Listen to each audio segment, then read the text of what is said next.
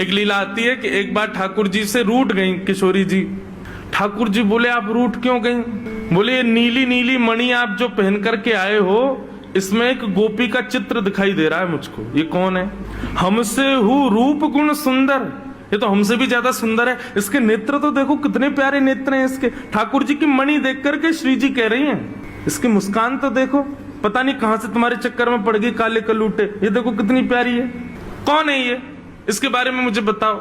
मान करके रूठ करके बैठ गई। इतने में ललिता जी आई, किशोरी जी की सखी।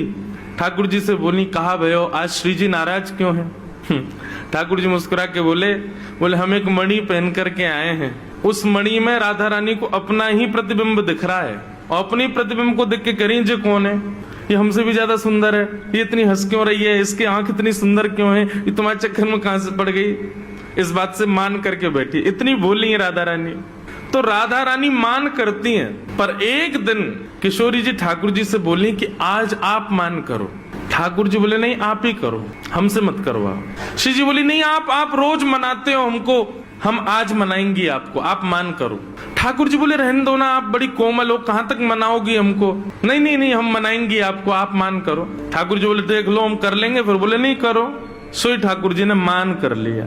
ठाकुर जी रूठ के बैठ गए श्री जी से। अब श्री जी ठाकुर जी को मना रहे हैं। कभी ठाकुर जी की मनपसंद वस्तु बना के लावे, कभी ठाकुर जी का मनपसंद राग गा के सुनावे, कभी ठाकुर जी को नृत्य करके दिखावे, कभी ठाकुर जी के सामने उनका मनपसंद श्रृंगार करके आवे। सब प्रकार से श्री जी ने मनाने का प्रयास किया, लेकिन ठाकुर जी नहीं माने। और मान लीला का ये नियम है कि सूर्यास्त तक मना सको तो मना लो, सूर्यास्त के बाद मान खत्म हो जाएगा। यदि मान में मना लिया तो मनाने वाला जीत जाएगा, और यदि मान सूर्यास्त तक नहीं मना पाए तो इसने मान किया वो जीत जाएगा। कैसा प्रेम है। सूर्यास्त हो गया महाराज। सूर्यास्त होके श्री जी आके बगल में बैठ गए। बोले ठीक है हम हार गए, अब मान छोड़ दो। लेकिन ठाकुर जी बिना कुछ बोले मान में ही चले गए। श्री जी बोली ये नियम नहीं है, सूर्यास्त के बाद मान खत्म करना होता है, आप तो मान में ही जा रहे हो। ठाकुर जी कुछ नहीं बोले, चले गए नंद भवन। श्री जी को रात भर नींद नहीं आई। बोले कि ऐसा कैसा मान किया कि रात में बात भी नहीं करके गए। दूसरे दिन फिर ठाकुर जी गौचारण के लिए आए। श्री जी आई, ठाकुर जी अब भी मान में ही बैठे थे। श्री जी बोली देखो ये बहुत ज्यादा हो रहा है, आप कल से मान करके बैठो, रात में बात भी नहीं करके गए और अभी भी मान कर रहे हो। फिर श्री जी मनाने लगी, ठाकुर जी फिर नहीं माने, और रात में फिर बिना बात किए चले गए। 2 दिन हो गए, अब तो श्री जी से सहन नहीं हुआ। इतनी व्याकुल हो गई श्री जी।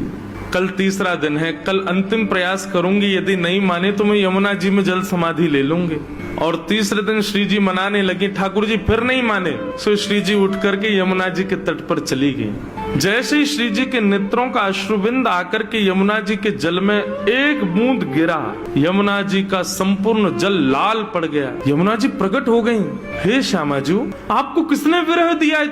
इतनी वेदना आपके हृदय में हो रही है। अभी आपके अश्रुबिंद का ताप इतना था, इतना ताप तो हमारे भैया यमराज नहीं देते किसी को नरक में, जितना ताप में आप हो इस वक्त। आप बताइए तो सही, किसने दिया आपको ये? श्री जी थोड़े भाव में बोली, तुम्हारे श्याम सुंदर मान करके बैठे 3 दिन हो गए, रीझे नहीं रहे। यमुना जी बोली हमारे श्री जी को श्रम करा रहे हैं, रुको मैं बताऊं इन्हें। तो यमुना जी गई महाराज, और ठाकुर जी जैसी पीताम्बरी, ठाकुर जी जैसा श्रृंगार, ठाकुर जी जैसा मुकुट, ठाकुर जी जैसे बिल्कुल कानों में कुंडल, ठाकुर जी जैसे बिल्कुल डिट्टो कड़ूला, ठाकुर जी जैसी वंशी, ठाकुर जी जैसा श्रृंगार।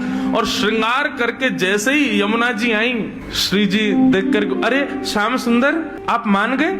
यमुना जी बोली हम श्याम सुंदर नहीं है, हम यमुना जी हैं। अरे आप तो बिल्कुल श्याम सुंदर जैसी लग रही हो, आपकी महक भी बिल्कुल श्याम सुंदर, बोली भी श्याम सुंदर, चाल ढाल सब श्याम सुंदर। बोले यार श्याम सुंदर ने अपने रूप पे, अपनी वाणी पे, अपने कटाक्ष नेत्रन से पूरी गोपीन को कष्ट दे रखो। या श्याम सुंदर को यही के रूप से कष्ट दूंगी मैं, आप यहीं बैठी रही हो राधा रानी, मैं अभी जाऊं। और यमुना जी श्याम सुंदर को रूप धारण करके बिल्कुल वैसी बाकी चाल, वैसी अदा, वैसे ही सब, जैसे ठाकुर जी चलते हैं, जैसे ठाकुर जी बैठते हैं, बिल्कुल वही अदा श्री यमुना जी जा रही हैं। ठाकुर जी मान करके बैठे हैं। सोई बगल से यमुना जी निकलने लगी। नूपुरों की आवाज जैसे छमछम आई तो ठाकुर जी बोले ये तो हमारे नूपुरन की आवाज है, हम तो यहीं बैठे हैं, ये आवाज कहाँ से आ रही है। और जैसे ही ठाकुर जी ने पीछे देखा श्याम सुंदर विचरण कर रहे हैं। ठाकुर जी बोले जे कौन है। ठाकुर जी गए, ओ भैया कौन हो भैया तुम। यमुना जी बोली हम श्याम सुंदर। ठाकुर जी बोले श्याम सुंदर तो हम हैं। बोले तुम नकली भेलू पियाओ इसलिए हम हैं। बोले ऐसे कैसे, तुम पे बंशी बजानी आवे, देखो मैं बंशी बजा के दिखाऊं। ठाकुर जी ने बंशी बजाई, उससे बढ़िया यमुना जी ने बजा दी। बोले मेरे पास काली कमली तुम्हारे पास है। यमुना जी ने अपनी काली कमली दिखा दी। सब प्रकार से ठाकुर जी अपनी वस्तु दिखावें और यमुना जी उसको प्रस्तुत करें। बोले अब कैसे सिद्ध हो कि असली श्याम सुंदर कौन है। यमुना जी बोली मैं एक टेर बजाऊंगो, यदि मेरी टेर सुन के राधा रानी बगल में आके खड़ी है गई तो समझो वही असली श्याम सुंदर। जाके बगल में किशोरी जी आके खड़ी हूँ। अब ठाकुर जी बोले हम तो मान करके बैठे, हमारे बगल में तो आएंगी नहीं, वो इन्हीं के बगल में आएंगी। जैसे ही टेर बजाई श्री जी आने लगी। ठाकुर जी दौड़ करके गए श्री जी के चरणों में, आप मेरे मैं असली श्याम सुंदर मेरे बगल में, मैं कभी मान नहीं करूंगा, आज के बाद आप मेरे बगल में बैठ जाओ, एक बार सिद्ध कर दो। श्री जी बोली कौन कौन कहां से आ जाते हैं नकली नकली लोग, असली श्याम सुंदर तो वो है। श्री जी गई और श्री यमुना जी के बगल में जाके खड़ी हो गई। अब तो सब गोपियां उन्हीं के चंवर डुरावे, उन्हीं पे इत्र छिड़कावे, उन्हीं पे गुलाब जल अर्पित करें, सिंहासन पे उन्हीं को बैठावे, उन्हीं को भोग लगावे और दूर करे श्याम सुंदर रो में। बोले मैं हूँ असली श्याम सुंदर, जे कहां से नकली आ गए हो। जैसे श्याम सुंदर रुदन करने लगे श्री जी बोली अब ठीक है, अब मान खत्म हो गया है, अब आप बुला लो। तब यमुना जी गई और श्याम सुंदर को जाके हृदय से लगाए। बोले हे श्याम सुंदर आप ही हो असली श्याम सुंदर, हम तो श्री यमुना जी, हम तो यमुना महारानी है। बस आपसे एक ही प्रार्थना है, आज के बाद वचन दो हमारी श्यामा जी को कभी कष्ट नहीं दोगे। तब श्याम सुंदर ने यमुना जी को वचन दिया। बोले आज से हम नियम लेते हैं कि जब ये मान करेंगी तब हम इनको मनाएंगे, और जब हमें कोई बात बुरी लग जाएगी तो वह भी हम इन्हीं से कह देंगे कि हमको ये बात बुरी लग गई है, मान करो आप ही, हमें ये बात बुरी लग गई, आप ही गुस्सा हो जाओ, फिर तब भी हम ही मना लेंगे। यमुना जी बोले हाँ बस यही नियम रखना, आप कभी मान मत करना, श्री जी ही मान करें। तब से हमारे वृंदावन में सब वैष्णव कहते हैं श्याम सुंदर श्री यमुने महारानी की। तब से श्री यमुना जी श्याम सुंदर है।